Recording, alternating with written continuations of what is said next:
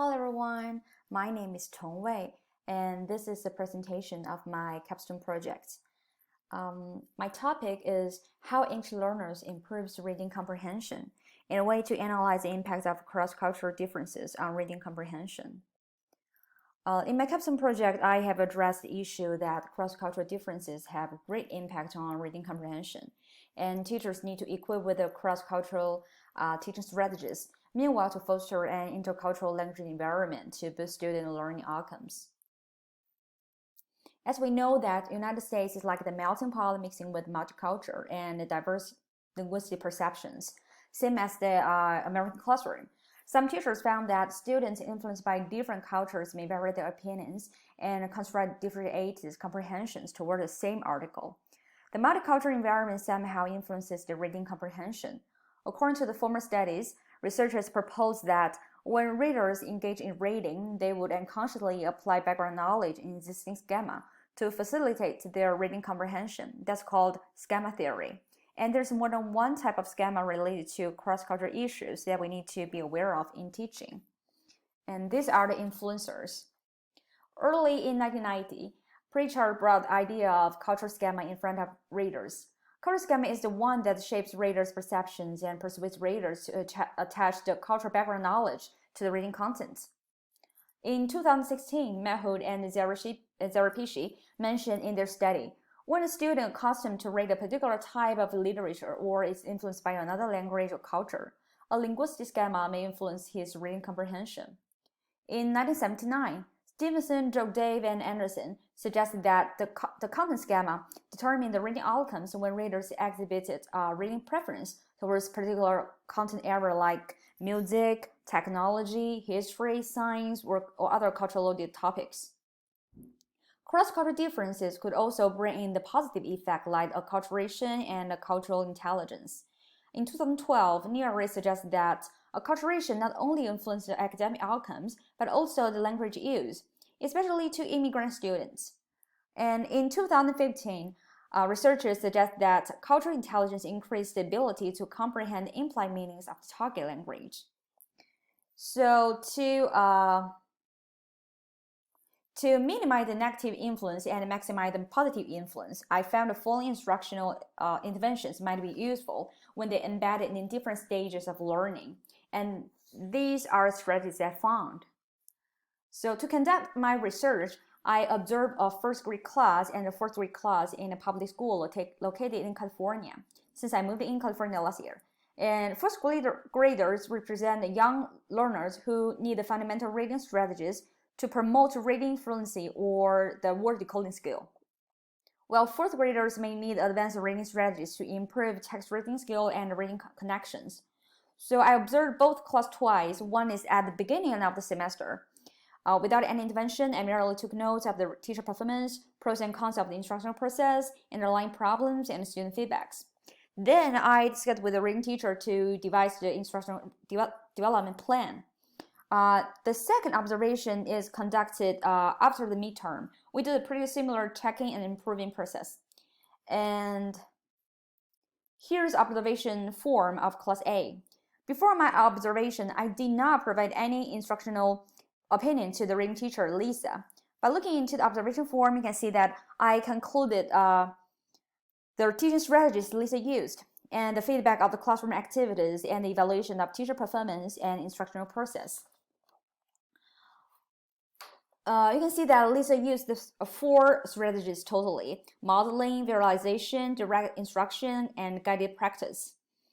And she did a good job in motivating students, since she used an online game to motivate students and provide examples in teaching.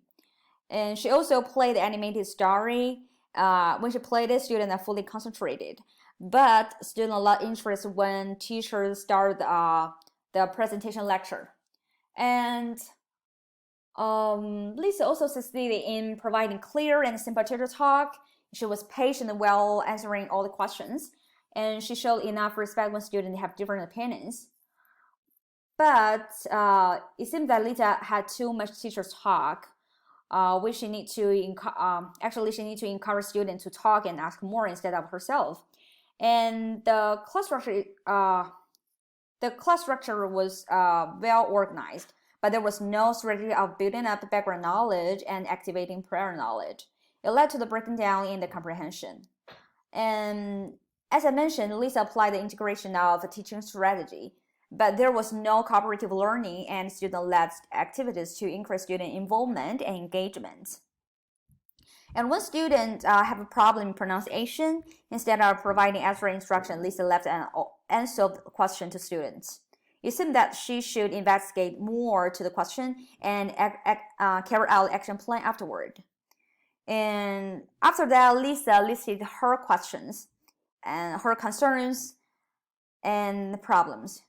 She said that her students were at different level of language level since there were many immigrants and bilingual learners in class, and these groups of students have limited English proficiency. They prefer to involve other languages into English study, and she thought students may need to pay extra efforts to catch up with a normal pace.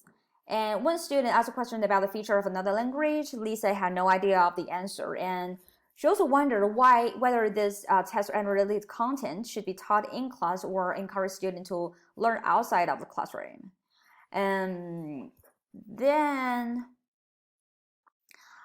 I do think that Lisa needs to build a cultural awareness herself so she could deliver those knowledge to students. I suggest she learn more about student learning habit and educational background from the parent meeting or after class observation.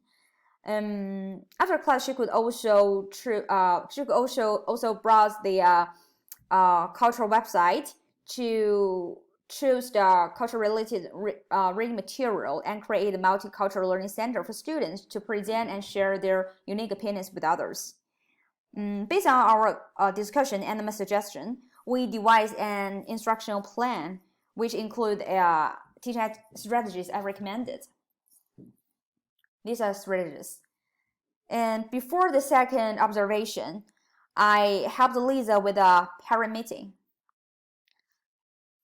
One of her student families could not speak English and her student had not prepared to be the translator yet, so I took the job. Parents stated their concerns of failing to provide an English-speaking environment at home, let alone assisting their children with home learning. And through the meeting, we know that student was very interested in history, enjoyed writing in Chinese, and preferred to offering a helping hand. I use this case as an example to show Lisa how information led to differentiated and personalized instruction. Since students showed interest in history, Lisa could search easy readers involve the topics of history. If the student has built a good writing habit in the native language, he can also apply the same writing habit to English writing. Lisa could also ask students to be the teacher assistant. She could also apply the 5-part framework to identify student learning difficulty, devise the academic goal, and monitor student progress. And then after that, I conducted the second observation. It was a guided reading lesson, and Lisa chose the strategies that I recommended from the last instructional plan. And this time, she used student-led activity and group discussion. I saw that students fully engaged in discussion and sharing. She also encouraged students to be the student teacher and leader in the class in the teaching process. And students' interesting topics are being widely discussed in class. But comprehension questions after reading have not been fully discussed because the instruction took too much time on before reading activities. Obviously, Lisa has the issue in time arrangement. And another problem is when they conduct group discussion, groups are at different paces, which hinders the progress of the instruction. So besides my observation, Lisa gave me feedback from the last instructional plan. She found that reading aloud can be conducted both in school and at home. She found some home learning materials for parents to assist their children, like audiobooks and online reading. And parents do not need to be knowledgeable in English reading, they just need to supervise and monitor the learning process. She also invited parents to read the read aloud book in the class event. She said kids were excited to see their parents involved in their school life. And however, she did find some strategy that may not be applicable into her class. First is kids were not keen on attending after class instruction, which made them stick out from their peers. And the explicit instruction of cultural and linguistic knowledge was not attractive compared to peer activity. We decided to replace that. And to solve the problem of grouping of the group study, I listed I listed advantage and disadvantage of the grouping strategies for Lisa to reference on to use in the in grouping students. Then we devised our instructional plan, like this one. We modified 2 strategies and add on. We replaced after-class explicit instruction with a student workshop and use a grouping strategy to differentiate and personalize instruction in small group discussion. And we add on 3 strategies. One is inquiry-based instruction and scaffold student learning process by tapping into prior knowledge. And last, apply project-based learning to enable students discover and apply book knowledge into real life. By the end of the semester, Lisa found that below strategies are very effective for first graders and cultural influence students. These are strategies she found useful. And actually, I simultaneously conducted observation in class B and A, but I decided to analyze them separately to create a clear vision. So in the first observation, in class B, I observed a guided reading lesson that taught the passage of Who Was Abraham Lincoln. And the reading teacher, Crystal, told me that she wanted students to apply reading skills to build up the content area knowledge. So in my observation, it was not a successful instruction, since Crystal was struggling with the student motivation and target language explanation all along with the lesson. At the beginning of the lesson, she used PowerPoint to demonstrate the background knowledge, but students seemed to have less reaction to it. And then she presented the important vocabulary to students and wrote definition on board to remind them while reading. Then she divided students in reading groups and asked to conduct the silent reading. While students read silently, she monitored the reading process.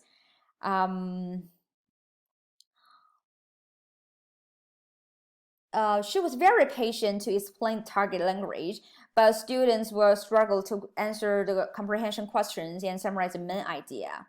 Although Crystal included the group discussions, when students realized their answers were uncertain and not confirmed by teacher, they lost interest in discussing the text. Instead, they began to chat.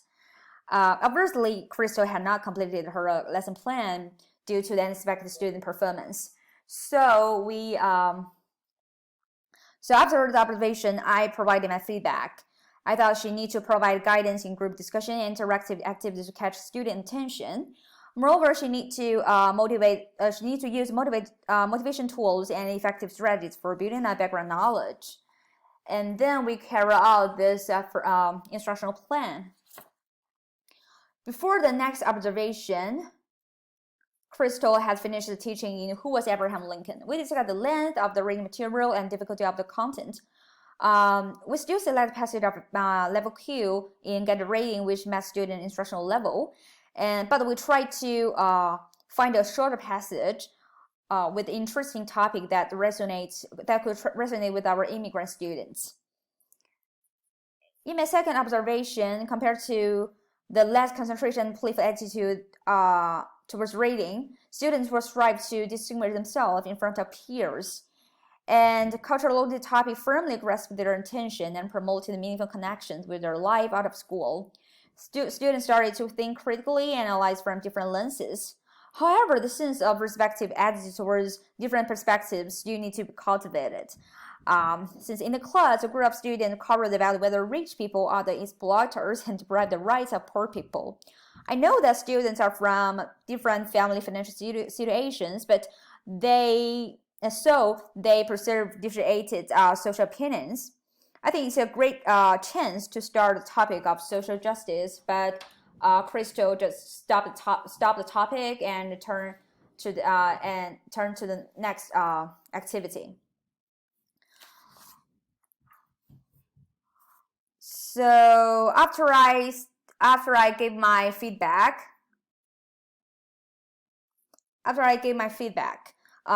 Crystal stated her concerns.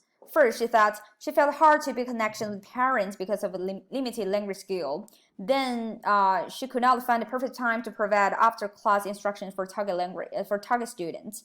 And third, both teacher and student have lots of paper PRP planned during the guided period. So she thought it might not be a efficient way to track student progress.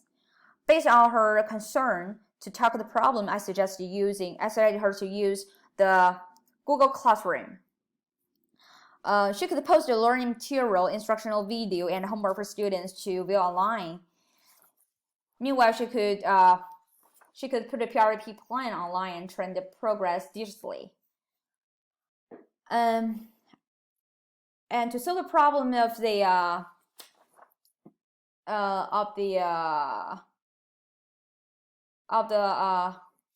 to solve a problem to build a connection with parents, Lisa could let students be the translator between parents and school, so that students can practice their language and parents could witness students' progress in using the language. Then we modified our strategies